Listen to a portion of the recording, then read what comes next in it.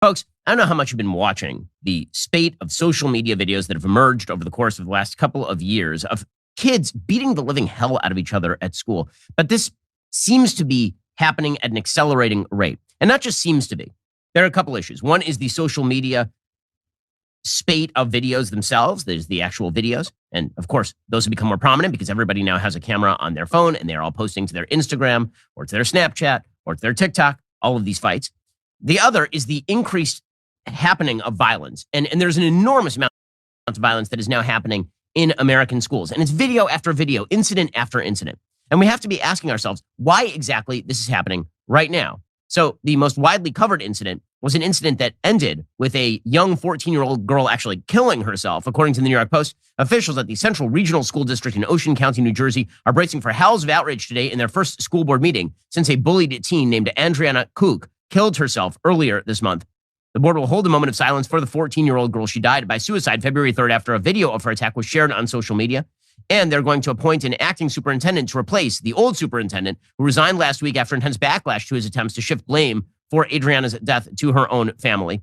Now, again, it is hard for me to believe that a kid is only committing suicide because of a video. But if you have kids who are already vulnerable and then there are social media videos of them getting their asses kicked and they're going broad, obviously that has an impact on the kids. And here is a little bit of the video. You can see this girl just getting really beat up at school. And again, this went viral. A 14-year-old girl is so she's on the ground cowering, and you can see these other girls. Apparently, it was... She's hit in the face with a bottle, kicked, and slapped until she blacks out. As she lies there on the floor, she's even taunted by one of her attackers. That's what you get, stupid. What makes the attack even more tragic is that the victim, Adriana Cush, took her own life. So a former staffer at this high school said there were days when I would break up 3 fights before homeroom even started. So it's not just this fight.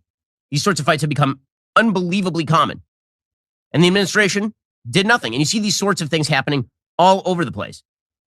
For example, there was a beating in a New York City school that was caught on tape. And again, this became these become national news stories. In this particular video, apparently New York police said charges are pending against a middle school student who was caught on video beating a much smaller student to the ground with his body. The video shows the 2 students interacting with the school bus in the background and other students walking around as the taller student grabs the other and bangs him on the ground. He then scurries away after the attack. Or, for example, there's a video from a Virginia school bus in which a 7th grader is being choked by another student. Here it was.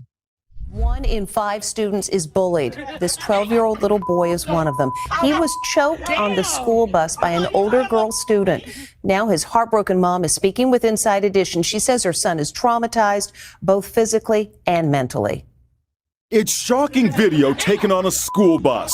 A girl gets into it with a much smaller kid, then begins to choke him. I would think that they would expel her for strangling my son. He is sad and depressed. The school district in Virginia tells Inside Edition the school administration handled the situation in line with the student discipline manual. Okay, but apparently the mom said they tried to downplay everything. They tried saying we did everything we could and we took the proper safety measures, but they absolutely didn't. They didn't tell the teachers. They didn't put in the protective order. They didn't make sure my son was safe. He was still seeing her in the hall and still seeing her in the cafeteria. They did nothing. Or there's another case. Again, this is all within the last couple of weeks. And so all of these videos are fairly recent. And you had a situation in Kentucky in which 4 middle school students were disciplined after trying to beat up a school teacher with hockey sticks. It was a fight with hockey sticks, according to WDRP in Louisville, Kentucky, involving students and a staff member. It was caught on video at Mazik Middle School. The video shows several students and an adult using plastic hockey sticks in the gym. And during a back and forth, everyone swung the sticks or jabbed it back and forth. The staff member eventually runs toward an office as the students chase behind. This is called an unfortunate incident by the principal. Here's some of the tape. A fight with hockey sticks involving several students and a staff member was caught on video at Mazik Middle School. The footage was shared with WDRB and is being shared online tonight. You can see several students and an adult using plastic hockey sticks in the gym. During a back and forth, everyone is swinging the sticks or jabbing back and forth. The staffer eventually runs toward an office as a student chases behind. The principal called the incident unfortunate in a letter that was sent home to parents. It said 4 students were disciplined. These tapes generally are blurred by the media because they involve minors. And there's another case from Delaware in which a 13-year-old girl, apparently, according to 6abc.com, is recovering after she was violently jumped inside her classroom in Stanton Middle School in Wilmington, Delaware. The video is being used by Delaware State Police as part of their investigation. Apparently, the daughter has special needs, and the school failed to protect her. The fight happened last week on her daughter's 3rd day at the new school. According to the mom, they're all surrounding my daughter and watching her get kicked in the head and watching her friend get kicked in the head, and they think that this is okay. Apparently, there were threats that were written on the whiteboard before any of this happened by some of the other students. Or there was a case in Miami-Dade in which a teenage boy was accused of beating a girl on a school bus. He's a 15-year-old boy, and apparently he was attacking a 9-year-old girl on the school bus earlier this month. Here's some of that tape. We are told that the student in the video that's getting beat on, she is a 3rd grade student here at Coconut Palm K-8 Academy in Homestead. Now, again, as you mentioned, the video is difficult to watch. Just a warning, let's take you there so you can see for yourself. This did happen yesterday. It happened Wednesday. We have blurred the faces of the students to protect them. Now, this video shows a group of children on board a school bus. They are arguing 1 minute. The next, another student begins punching on a little girl repeatedly. Then another student jumps in and pummels that little girl. The victim is 9 years old.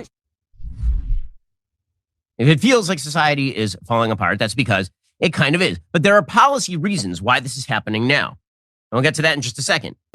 Okay, so what is happening at these schools? So this is not just anecdotal evidence. Okay, there is actual data suggesting there's been a vast uptick in the amount of violence at schools over the past several years. In fact, EdWeek, which is a left-wing publication, wrote in November 2021, following the return of most U.S. school children to full-time in-person learning, a raft of anecdotal reports indicate violence may be rising in K-12 schools. Teachers are reporting breaking up fights in schools and are raising concerns about their own safety. Students have been caught with guns or other weapons on campuses in several high-profile incidents. School shootings in 2021, though still very rare, are on track to surpass their pre-pandemic high. So what exactly is happening? Well, there is no national representative data set to confirm there have been more violent incidents, but we do know that the most recent federal collection on school safety found that some types of violent crimes were on the rise as of the 2017-2018 school year. So this is part of a broader trend. Now, this is still below what it was in the 90s and the early 2000s. But it is a reversal of the downward trend that we actually saw in school violence. And that is not shocking, considering that we've seen a reversal of the trend in general societal-wide violence. Teachers, principals, and educators, according to EdWeek, now say they're seeing an increase that has roughly paralleled the return of most students to in-person learning. So what exactly is happening here? Well, the answer is fairly obvious. What is happening here is that equity is being imposed on our schools. Equity is being imposed. School discipline is one area in which you can see the results of equity. The reason that you are seeing more kids beating each other up is because school principals and administrators, the Department of Education, state education officials, they have decided they no longer wish to police behavior in the classroom because a disproportionate share of the kids who are being suspended or expelled are kids of color. That is an actual argument that is made by the left, and their answer to that is that we should keep violent kids or kids who are troublemaking or kids who are disturbing others' learning in the classroom. Now, this has a real impact largely on other minority kids. When you keep kids who are not capable of handling themselves in a classroom, in the classroom, you're focusing on that one kid. I get it. But you're ignoring the other 30 kids who are in the classroom. When you refuse to suspend or expel kids who are beating the living hell out of each other, then what you are doing is incentivizing kids to beat the living hell out of each other. And everyone is scared bleepless of the federal government coming in and suggesting that racism is being enacted in the hallways of middle schools if the principal suspends somebody who's getting in a fight. It is an unfortunate reality of life that a disproportionate share of the violent incidents that are happening on high school, middle school, elementary school campuses are happening among and by students of color. And that is a serious societal problem, but it doesn't, the solution to that, to say that you don't want to police that in schools is essentially the same thing as defund the police when it comes to the actual streets of the United States. When kids are doing bad things to each other, you cannot allow them to continue to do bad things to each other. But this is, again, part of an overall proposal by the Biden administration, the Obama administration before it, to essentially curb the ability of teachers, administrators, and school officials to stop violence in the classroom. It's part of an actual overall policy. Fox News has a good piece by Liz Peek talking about this as blue state and city legislators around the nation race to pass laws that lessen penalties faced by young people for committing criminal acts. They should be aware of the surging violence in and around schools that has followed New York's passage in 2017 of the Raise the Age Act. New York's deadly legislation raised the age of criminal responsibility to 18 years old. A 16 or 17-year-old offender would no longer be prosecuted as an adult. The change was supposed to promote fairness. Justice outcomes for 16 and 17-year-olds should improve following the implementation of the Raise the Age, not worsen, declares the mayor's office website. But that has not been the case. Raise the Age has led to more, not less, teen violence. And of course, that is not a particular shock. Criminal gangs have taken advantage of the law in New York. They recruit underage people in order to go commit the crimes, knowing they are not going to pay a penalty. So far this year, 3 young people have died and at least 18 others have been shot or stabbed in gang-related incidents in and around city schools, an exponential rise from last year. This is all part of a broader rubric that is equity-based and pushed by the social left. The Root, which is a very left-wing site, focuses on race issues. They put out videos like this. And this has been, again, a talking point on the left for the last 10 years or so. It is something that Ibram X. Kendi has talked about on the left. It's something that you see people like Nicole Hannah-Jones talking about, the school-to-prison pipeline. And the argument goes something like this. Kids in school misbehave. Teachers label them bad kids. These kids end up being suspended or expelled. They end up committing crimes, and then they end up in prison. And so we have to stop disciplining kids in schools. The discipline in schools is the problem. Here's a video The Root has put out on YouTube explaining the so-called school-to-prison pipeline. Whether it's getting arrested for talking back or doodling on a desk, in-school policing is harming students by taking them out of school and helping funnel them into prisons. It's called the school-to-prison pipeline. We're talking about a structure of codes and punishments that criminalizes kids as early as preschool and increases their chances of ending up in the criminal justice system. 99% of New York City school children who were handcuffed in 2016 were Black or Latinx. This happens when school resource officers are called into classrooms to discipline students, sometimes for something as small as violating a dress code or grabbing candy from a teacher's desk.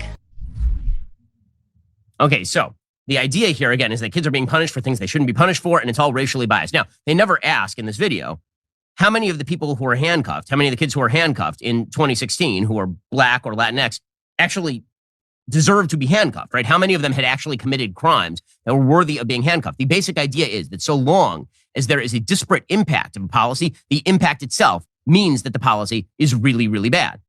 And this is an idea that has been picked up at the highest levels of our government. So, for example, a Department of Education official named Kayla Patrick, she says racism is baked into school discipline. And she's not making any bones about this.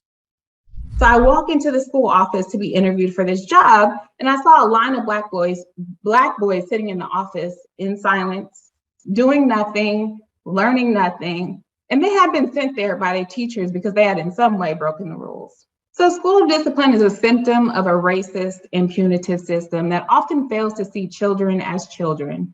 Instead of helping students to learn and grow from mistakes, educators send them to the office or send them home or even sometimes call the police. And Black students are more likely to be affected by that. Black girls are 6 times more likely to be suspended from school. And they're 5 times more likely to be arrested at school than white girls. Okay, and they never ask the question, well, is there a behavioral discrepancy that explains the disparity? Not every disparity is in fact discrimination. Instead, the solution from the left always and forever is equity. And this is infused. This is a great, excellent example of how equity policy ends up with a worse life for everyone, including minority students at schools who are now engaging in violence and then being kicked out of the classroom because the incentive structure is to do that sort of thing. Or they're in the schools and they're not the ones who are violent. They're just in a violent scenario now. There are more violent kids in the school. All of this is a disaster area. But let's talk about something that should not be a disaster area. That, of course, is your skin quality. So, for people like me, or I don't get enough sleep, I tend to get bags under my eyes. I can tell you that Genucel skincare helps me. Genucel was born from its founder in a small New Jersey town as a favor to one of his pharmacy customers. Using rare botanical extracts and scientifically researched ingredients, Genucel is uniquely formulated to target all visible signs of aging, fine lines, wrinkles, dark spots, a sagging jawline, even those puffy under eye bags. The Genucel product you use today uses the same one-of-a-kind proprietary flower base developed by its founder all those years ago. All Genucel products work for both men and women, plus they're safe for all skin types. You're guaranteed to see immediate results in 12 hours or your money back. So why not try Genucel's most popular package for 70% off at Genucel.com/pure. I've used it myself. My wife has used it. My mom has used it. Join millions of happy customers like me and my wife and my mom who've already fallen in love with the results from Genucell Plus. For a limited time, get Genucell's probiotic extract infused moisturizer free with every most popular package. Subscribe. Get a complimentary bonus box. Go to genucell.com/Shapiro. That's GENUCEL.com/Shapiro. So again, equity policy ends with really, really bad outcomes. And it's been embraced full scale by the Biden administration. So the Biden administration in June 2021 told Ed Week, at the same time that Ed Week was saying, by the way, there's been a spike in violence in schools. Have you noticed? The U.S. Department of Education announced that they plan to explore fairness in school discipline, reopening one of the most contentious education civil rights debates in recent years. The agency announced, again, this is 2021, it plans to seek public comment on discipline and school climate and how to best support and build schools' capacity to promote positive, inclusive, safe, and supportive school climates in a non-discriminatory manner. Now, how will we tell if discrimination is happening? Well, just look at the stats. If more black kids per capita than white kids per capita are getting disciplined at school, then this means racism. Now, no one ever asks why it is that more white kids per capita than, for example, Asian kids per capita are getting disciplined at school, because that would completely blow up the narrative. The narrative, of course, is always that America is a white privileged country, and we never pay attention to the fact that there are actually a lot of minority groups in the United States that outperform traditionally Caucasian people in the United States as a group. But the idea is that we can never look to actual underlying causes. So the actual underlying causes, by the way, for school violence are pretty simple. Single motherhood is a major cause of school violence. When you don't have a dad in the home to actually discipline, it is a serious problem. It's particularly true for young boys, but it's also true for young girls. It turns out social media is really bad, and social media in school is really bad. Kids should not have access to internet-available phones in school. School is a place for learning. School is not a place where you take a video of your friends kicking the crap out of each other and then post it on social media. And yes, equity policies, which get rid of school resource officers and tie the hands of administrators. And by the way, you think schools want to suspend or expel students? They do not, particularly public schools. Do you know how the money gets allocated? Money gets allocated to most schools in the United States based on the attendance of the students. So if a bunch of kids don't show up at school, the school typically gets less money, which, by the way, is one of the reasons why you see sometimes schools actually inflating the stats on how many kids attend the school. They'll pretend that people are attending who are not. But the idea that en masse teachers are just wanting to throw kids out of the classroom for racist purposes. First of all, you're going to have to explain why a disparate share. Are New York City school teachers more racist than other places? According to the Root, they are, right? 99% of the kids who are ending up in handcuffs at school are black and Latinx. Latinx, a term no one has ever used except for people like the Root. But nobody ever bothers to ask, so are the teachers racist? Or are the school administrators racist in New York? Is that like the most racist place on earth? Apparently, nearly everybody there who's getting arrested is black or Hispanic. But you're not supposed to mention the possibility that educational disparities or behavioral disparities are a very real thing. Instead, you're just supposed to go along with the equity plan. This is why you have people like Brian Schatz, the senator from Hawaii, writing a letter to the Secretary of Education in February 2022, writing, quote, in support of the Department of Education's efforts to improve school climate and safety consistent with civil rights laws.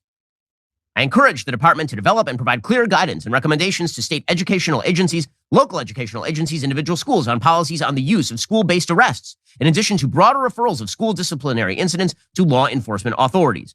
You should never arrest kids. You should never refer them for arrest. You should never report things to the authorities. Now, again, this is insane. It is insane because, again, disparity does not equal discrimination. Now, Heather McDonald wrote back in 2018 about this. She said, in schools, disparate impact analysis results in the conclusion that racially neutral rules must nevertheless contain bias because black students nationally are suspended at nearly 3 times the rate of white students. All the way back in 2014, the Obama administration relied on this method to announce that schools that suspended or expelled students at higher rates than white students were violating anti-discrimination laws. To understand how absurd that is, look at Duval County, Florida. It has the Sunshine State's highest juvenile homicide rates. 73 kids, some as young as 11, have been arrested for murder and manslaughter over the past decade. Black juveniles made up 87.6% of those arrests. Whites made up 8%. The black population in Duval County was 28.9% in 2010. The white population was 56.6%, making black youngsters 21.6 times more likely to be arrested for homicide than white youngsters. Is that because of racism in the criminal justice system? Yeah, but this is the same exact logic that is now being applied across the government, and it has horrible consequences. You're seeing those consequences in the schools, not just, by the way, in the number of young black females and males engaging in attacks in schools, but the number of kids overall who are engaging in these attacks. Because if the new rule is nobody gets punished for attacking other kids in schools, what do you think is going to happen at schools? And I point this out because this is a tip of the iceberg issue. And in a second, we're going to get to a lower on the iceberg issue, which impacts all of government. What's happening in education is now happening across the American government. Joe Biden has now put forward an executive order to essentially turn the entire executive branch of the United States into a giant equity department designed to promote policies like the ones you are seeing in schools that are resulting in more kids getting the crap kicked out of them. That sort of policy is now going to be applied government-wide by Joe Biden's administration. It's the single most sweeping executive order that I have seen in my lifetime. And it is perverse and it is racist. It's quite vile. And these are things that make you worry for your country, for sure. Well, if you are worried not just for your country,